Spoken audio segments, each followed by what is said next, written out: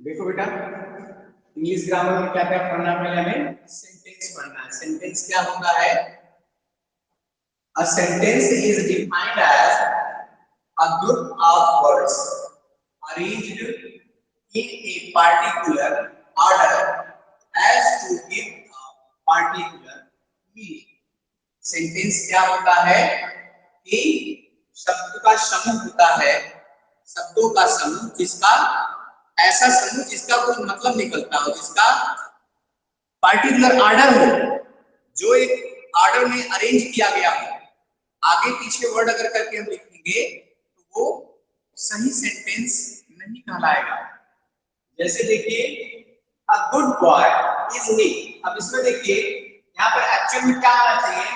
He is a good boy, लेकिन यहाँ पर ऊपर वाले में क्या लिखा गया है? A good boy is he. इसका मतलब क्या हो गया? सब्जेक्ट आगे पीछे हो गया या ऑब्जेक्ट का स्थान चेंज हो जाए। तो ऐसे में जो सेंटेंस होता है वो सही सेंटेंस नहीं कहा जाता है। दूसरा एग्जांपल देखिए, very pretty this girl little is. ठीक है, दिस गर्ल लिटिल इज। अब यहां पर भी क्या हुआ है? सब आगे पीछे लिखा हुआ है।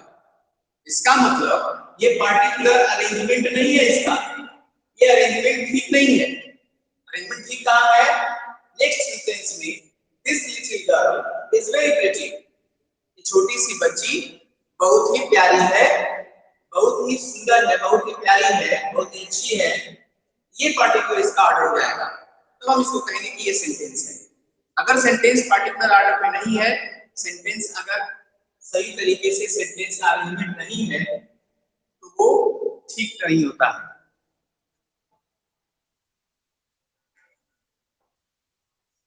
ओके, यहां तक क्लियर हो गया रुचि? बेटा क्लियर है यहां तक रुचि?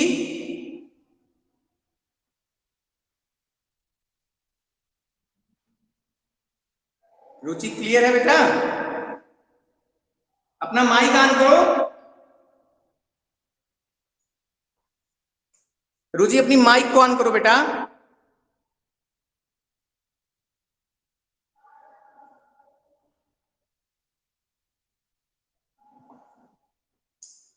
रुचि अपनी माइक ऑन करो। खुशबू, बेटा समझ में आया यहां तक? खुशबू,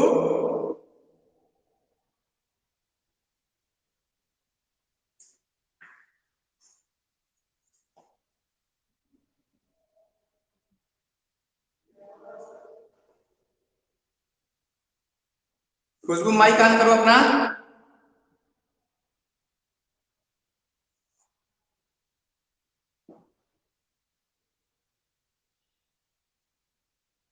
अब आगे हम पढ़ेंगे। माइक तुम लोग अपना ऑन क्यों नहीं कर रहे हो?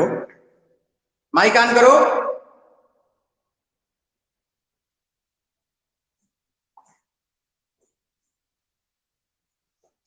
खुशबू,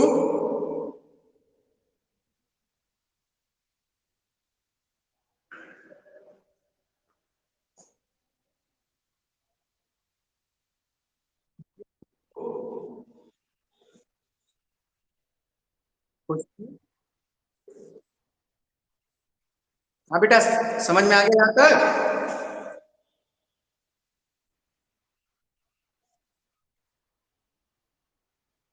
इसीलिए बोले हैं ना, जब माइक ऑफ कर दे रही है तो आवाज क्लियर आ रही है कि नहीं?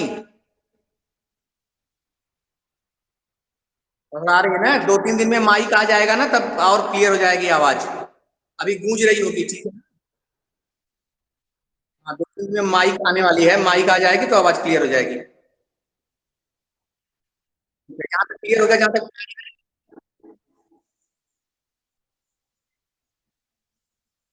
देख लो इसको, ऊपर से पढ़ लो, समझ में आया कि नहीं?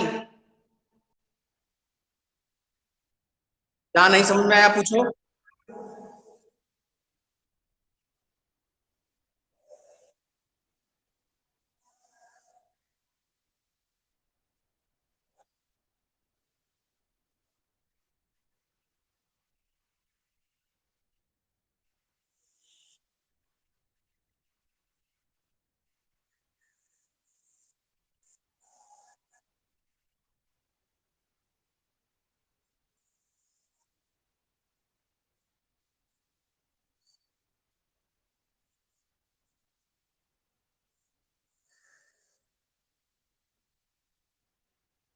क्लियर हो गया?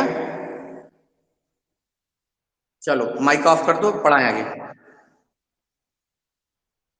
माइक ऑफ कर दो बेटा, अब आगे पढ़ाएं।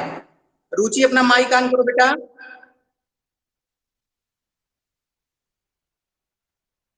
रुचि माइक ऑन करो। बात ही नहीं हो पा रही है उससे।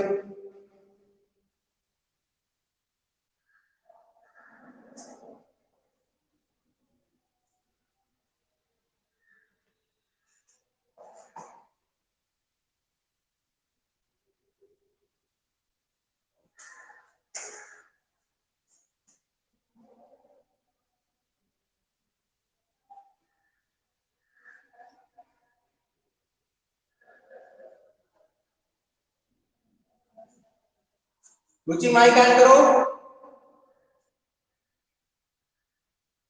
रुचि माइक ऑन करो बेटा।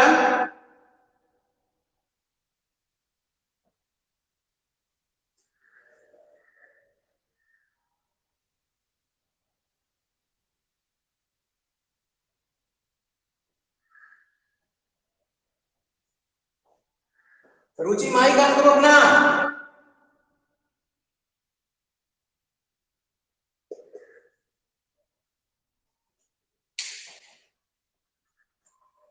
हाँ माइक ऑन हो गया।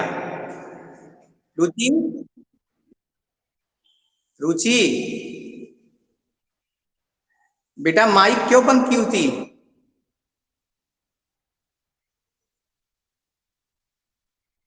चलो जा, जितना पढ़ाए हैं समझ में आ गया?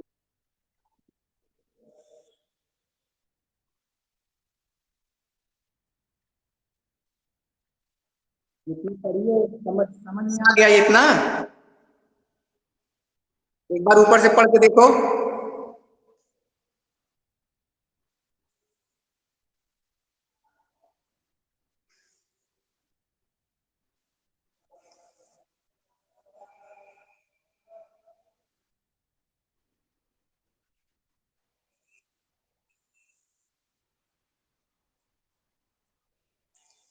क्या हो गया बेटा? टाइम 10 बजे रोज लाइव हो जाना।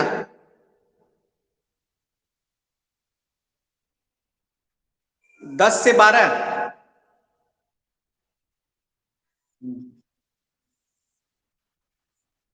उसके पहले बाकी क्लास को पढ़ाते हैं ना, 9th वालों को, 6 वालों, 7 वालों को।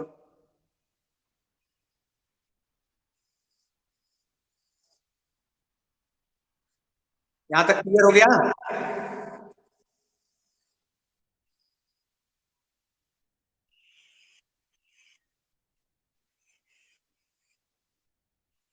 चलो देखो आगे।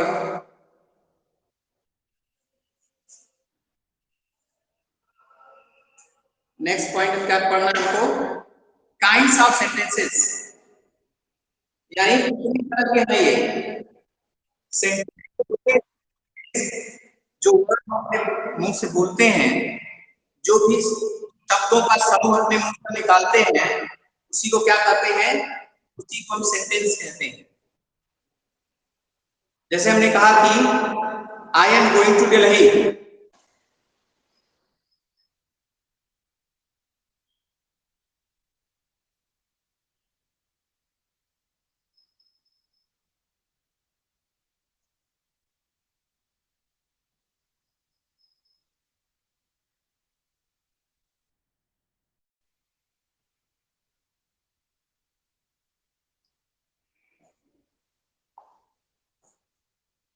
तो काइंड्स ऑफ सेंटेंस की हम बात कर रहे थे, उसमें assertive sentence, a sentence that states something is called assertive sentence.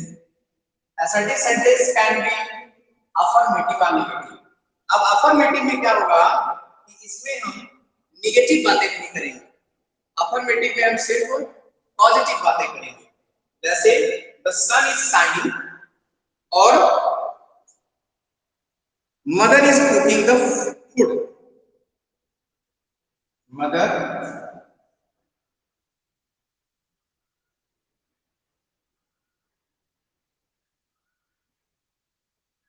mother is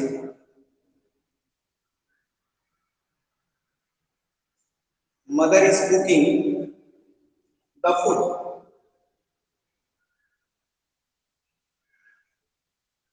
mother is cooking the food, ये क्या है? ये अफर्मेटिव है। सेकेंड, थर्ड, ही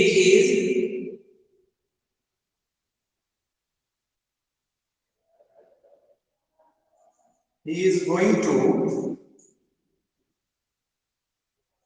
स्कूल टुडे।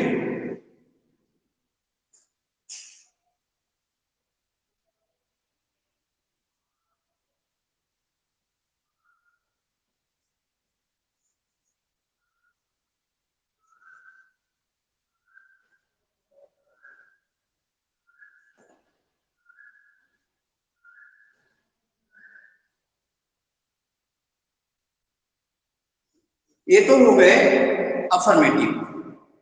अफर्मेटिव के बाद अगर हम बात करें निगेटिव की, तो निगेटिव में क्या आएगा? सिर्फ ऐसे सेंटेंस आएंगे जिसमें नकारात्मकता दिखाई देती है। निगेटिव सेंटेंस में सिर्फ नहीं की बात होती है। अगर इसी को हम देखें, the sun is shining, negative में क्या हो जाएगा? निगेटिव सेंटेंस, निगेटिव सेंटेंस क्या बनेगा? ये the sun is not shining, the sun is not shining, the sun is not shining. उसके बाद दूसरा है mother is cooking the food, इसमें हो जाएगा mother is not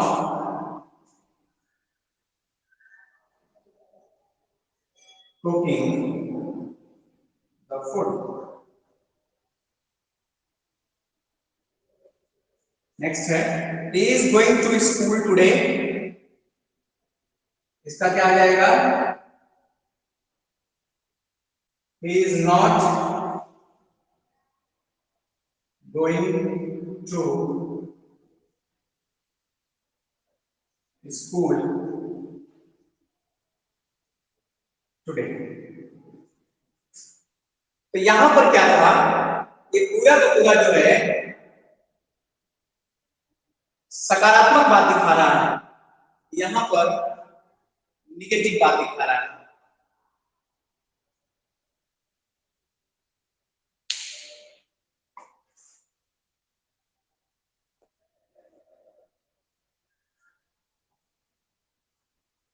okay student, देखिए ये आपका अफर्मेटिव और ये आपका निगेटिव।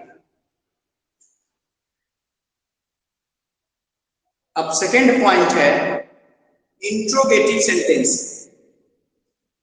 सेकेंड पॉइंट है इंट्रोगेटिव सेंटेंस, ये था असर्टिव सेंटेंस। अब हम बात करेंगे सेकेंड की।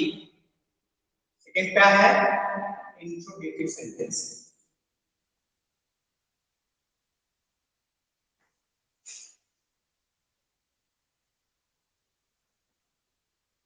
Interrogative sentence, second point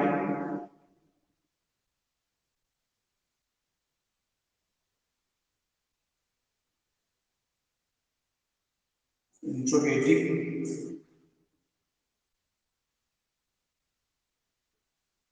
sentences.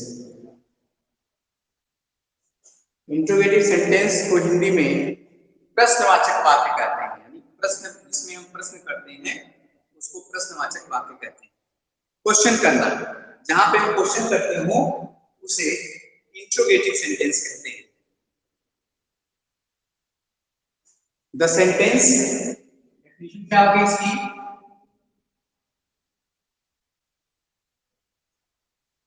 The sentences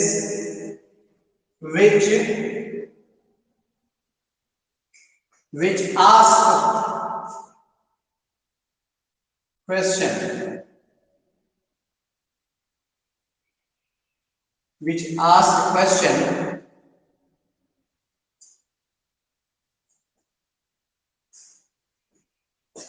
questions and end with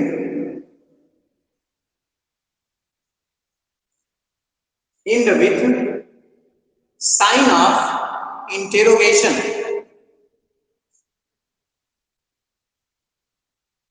Sign of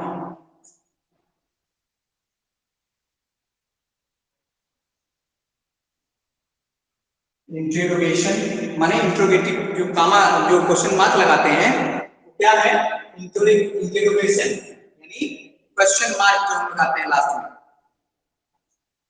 क्या कहेंगे the sentence which ask question and and with sign of interrogation called क्या कहेंगे इंट्रोगेटिव सेंटेंस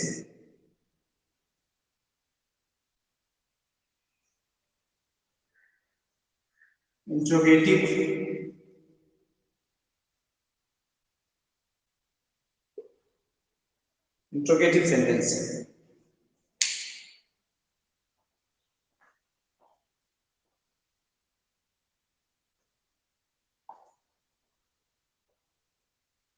इंट्रोगेटिव सेंटेंस क्या है the sentences which ask a question जिसमें प्रश्न पूछा जाता है एंड एंड विद साइन चिन्ह कौन सा चिन्ह इंटरोगेशन यानी इसकी बात हो रही है जो प्रश्न करने के लिए जो लगाते हैं उसको क्या बोलते हैं इंटरोगेशन ठीक है कॉल्ड इंट्रोगेटिव सेंटेंस अब इंट्रोगेटिव सेंटेंस में हम क्वेश्चन वर्ड कुछ भी कर सकते हैं जैसे for example what are you doing where are you going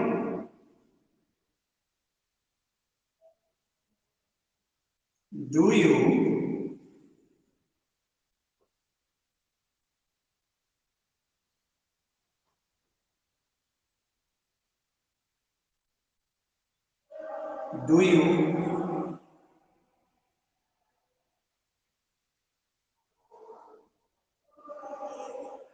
do you walk daily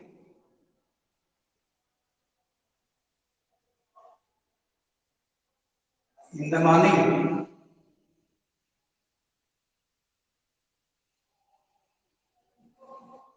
do you walk daily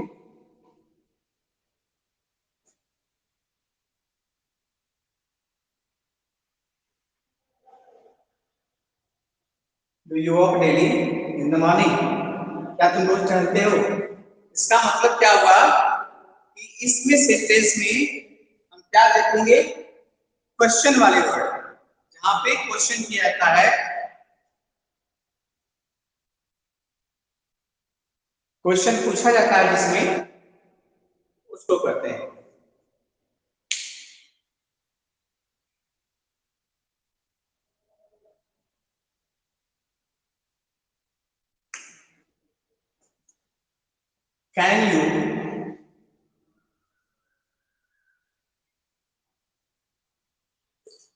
can you solve the sum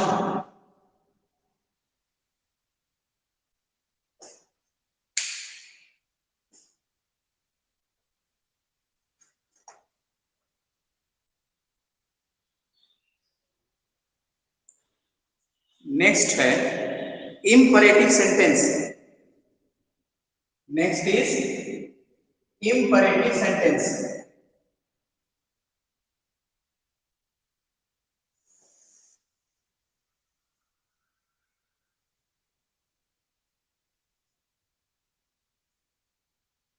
next is imperative sentence.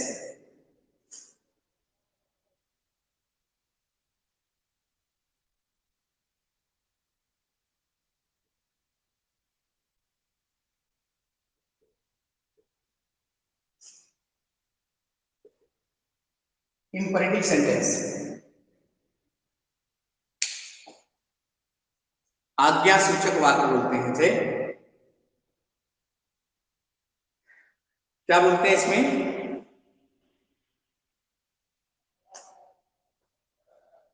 The sentence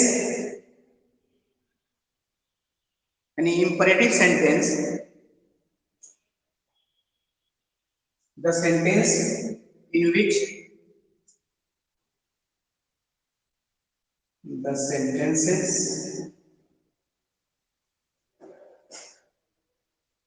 in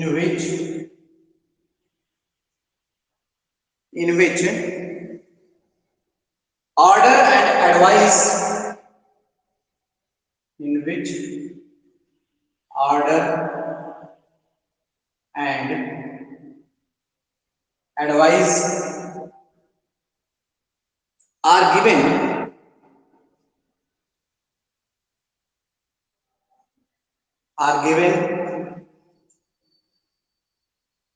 called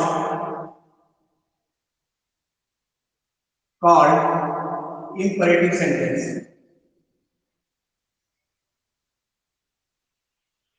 imperative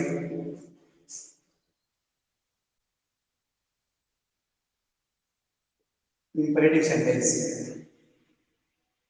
imperative sentence में क्या होता है, इसको नाम से ही जानते हैं कि imperative sentence जो है उसमें आज्ञा सूचक वाक्य होते हैं, या तो उसमें एडवाइस दी जाती है या फिर ऑर्डर दिया जाता है।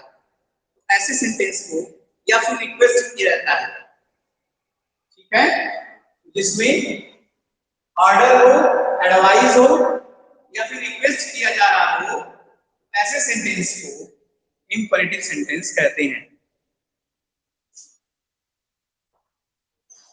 ओके, चलिए next.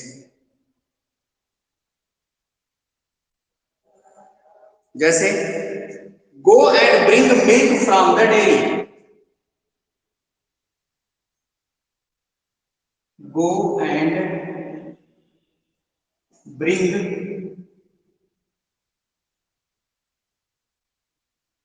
milk from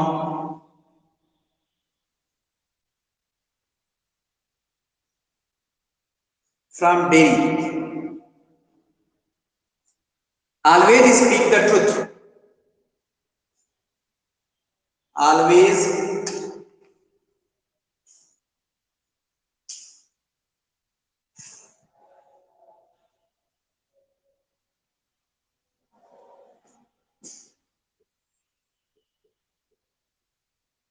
speak the truth. अब इस वाले सेंटेंस में देखिए क्या कर रहा है, गो एंड ब्रिंग, जाओ और ले आओ, मिल्क दूध फ्रॉम डेयरी, जाओ डेयरी से दूध ले आओ। ये क्या है, इसमें ऑर्डर है, ये ऑर्डर दे रहा है। ऑलवेज स्पीक द ट्रूथ, ये क्या है, एडवाइस है, इसमें एडवाइस दिया जा रहा है, ठीक है। और थर्ड की बात करें, please get the medicine for me, please get the medicine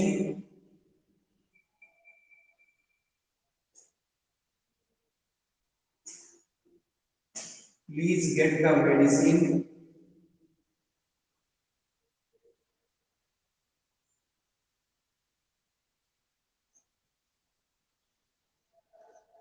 for me. यहां सब लग गया प्लीज, प्लीज का मतलब ही हो गया कि आप किसी से रिक्वेस्ट कर रहे हैं, बिना प्लीज शब्द के आप रिक्वेस्ट नहीं कर सकते। प्लीज लगने का मतलब ये है कि आप किसी से रिक्वेस्ट कर रहे हैं किसी काम को करने के लिए। तो प्लीज शब्द जहां पर लग गया वो जो है आपका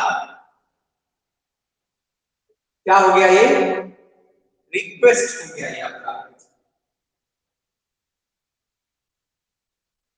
क्या करना है, आप रिक्वेस्ट करना है।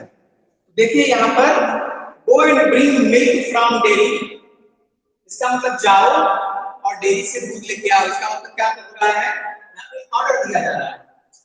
ऑलवेज स्पीक द ट्रुथ, ये क्या है, एक सुझाव दिया जा रहा है, एक एडवाइस दी जा रही है कि हमेशा सही बोलो, झूठ मत बोलो।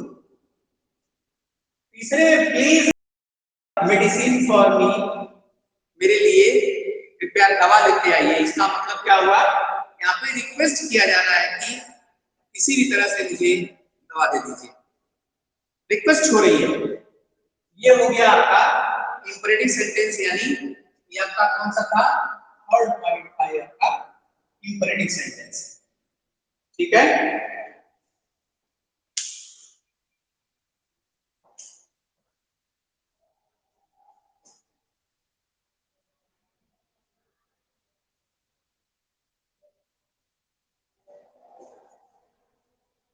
थर्ड के बाद फोर है, फोर है आपका एक्सक्लेमेटरी सेंटेंस। एक्सक्लेमेटरी सेंटेंस में चलिए रहने देते हैं इसको, नेक्स्ट अगले वीडियो में बात करेंगे।